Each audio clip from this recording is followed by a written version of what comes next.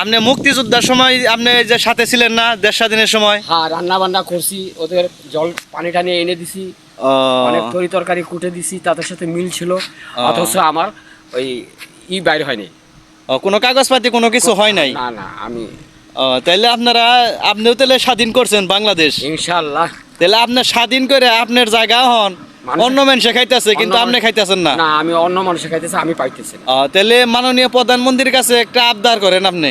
আচ্ছা, আমাকে এই সম্পদটা হুজুর, আপনার কাছে আমার অনুরোধ, আর হকের জিনিস আমার হাতে ফিরিয়ে দেন, এই আপনাদের কাছে আমার অনুরোধ।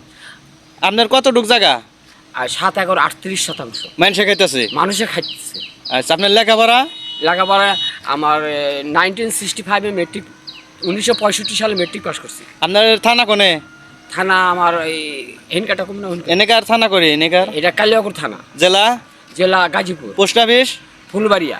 ফুলবাড়িয়া? বাউল ফুলবাড়িয়া। বাউল ফুলবাড়িয়া। হ্যাঁ। আপনার যে জায়গাটা খাইতেছে, এই জায়গাটা কোন জায়গায়? এটা মনে করেন আমার বাড়ি থেকে পশ্চিমে। আপনার বাড়ি কোন জায়গায়? বাড়ি বয়রাতলি। বয়রাতলি বাজারের কোন সাইডে? এই পশ্চিমে। পশ্চিম সাইডে? বাড়ির সাথে জায়গা নাকি আর একটু দূরে? একটু দূরে না? এটা কি খামার হইছে? খামার হয়েছে, মাছের খামার। আচ্ছা, এটা কোনো ড্যামারের সামনে পান না? না, কিছু পাই না। ঠিক আছে। এই সম্পদ কিন্তু আমার কাগজ অলরেডি কমপ্লিট আছে, সিএস থেকে আরএস এস এর সব কমপ্লিট আছে, কিন্তু আমি গরিব হিসাবে আমি জায়গাটা দখলে যাচ্ছে পারতেছি না। আমাকে ভয়ভীতি দেখায়। আপনার কাছে আমার দাবি, এই সম্পদটা আমাকে ফিরিয়ে দেওয়া হোক। আমি হকারি করে খাই, ফেরি করি, দিনে যা কামাই করি সেটাই আমি খাই।